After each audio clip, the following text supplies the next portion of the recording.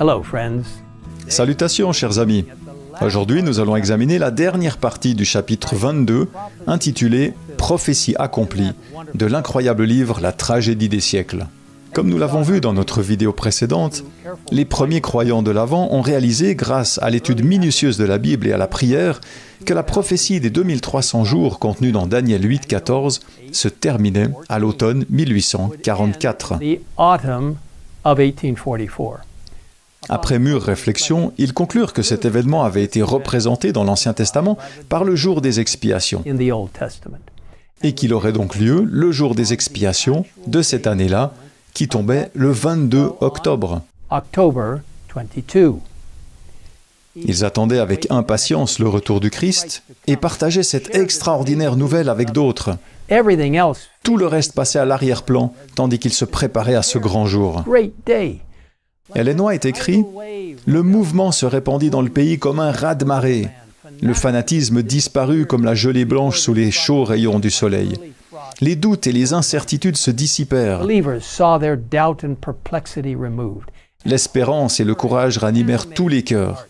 On persévérait dans la prière et on se consacrait entièrement à Dieu. » Mais une fois de plus, ils étaient voués à la déception.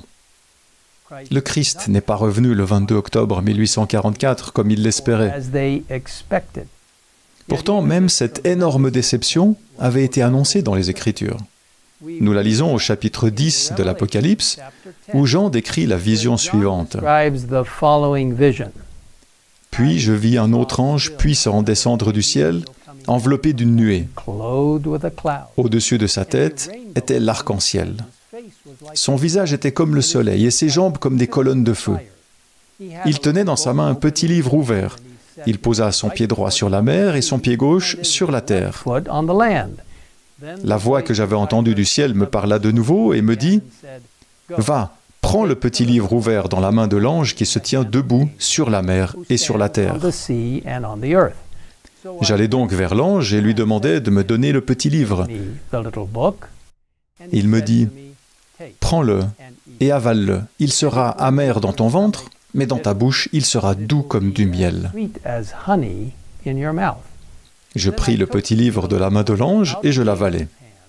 Dans ma bouche, il fut doux comme du miel, mais quand je l'eus avalé, mon ventre fut rempli d'amertume. Puis on me dit « Il faut que tu prophétises de nouveau sur un grand nombre de peuples, de nations, de langues et de rois. » Cette prophétie explique exactement ce qui est arrivé aux premiers croyants de l'Avent. Le petit livre dont il est question est le livre de Daniel qu'ils avaient étudié avec tant d'attention.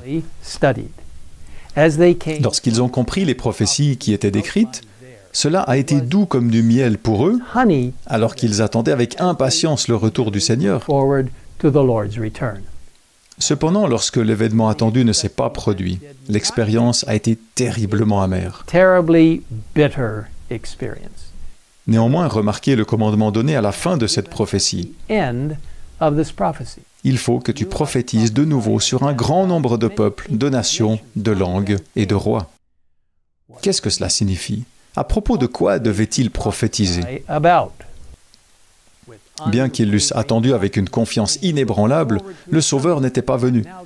Ils éprouvèrent alors une douleur semblable à celle que ressentit Marie lorsqu'elle vit que le tombeau du Seigneur était vide et qu'elle s'éclara en sanglotant « Ils ont enlevé mon Seigneur et je ne sais où ils l'ont mis. » Malheureusement, un grand nombre de personnes qui avaient professé leur foi l'avaient renié pour ne plus jamais revenir. Comme Jonas, ils blâmaient Dieu et préféraient mourir plutôt que vivre. Cependant, certains n'ont pas renoncé à leur foi, même s'ils ne comprenaient pas vraiment pourquoi Jésus n'était pas revenu. Ils étaient sûrs que les prophéties étaient correctes. Ils croyaient en la parole de Dieu et ils savaient que c'était dans ces pages sacrées que se trouvait la réponse. Leur seule sécurité, écrit Ellen White, était de serrer précieusement la lumière que Dieu leur avait déjà donnée, de retenir fermement ses promesses, de persévérer dans l'étude de sa parole et d'attendre patiemment de nouvelles lumières. Heureusement, ils n'ont pas eu à attendre longtemps. La parole de Dieu est fidèle et vraie.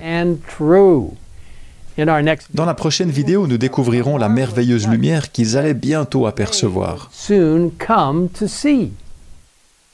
Encore une fois, si vous ne l'avez pas encore fait, je vous invite à télécharger le fantastique livre « La tragédie des siècles » sur le site affiché à l'écran, afin que vous puissiez nous suivre dans la découverte de vérités importantes pour notre temps.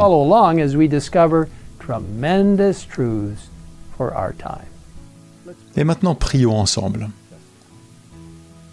Père Céleste, nous te remercions d'avoir révélé des vérités précises à tes disciples au bon moment,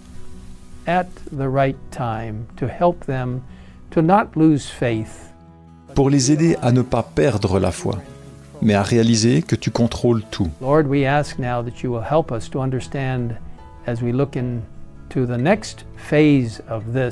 Seigneur, nous te demandons maintenant de nous aider à comprendre, alors que nous abordons la phase suivante de ce chapitre, de ce livre et la compréhension du retour imminent de Jésus, comment les premiers croyants de l'Avent ont compris que le retour du Christ était imminent et qu'ils ne s'étaient pas trompés dans leur interprétation de la merveilleuse séquence d'événements des Écritures, mais que Jésus reviendrait bientôt. Aide-nous à comprendre pleinement cette belle histoire. Nous te le demandons au nom de Christ. Amen. Amen.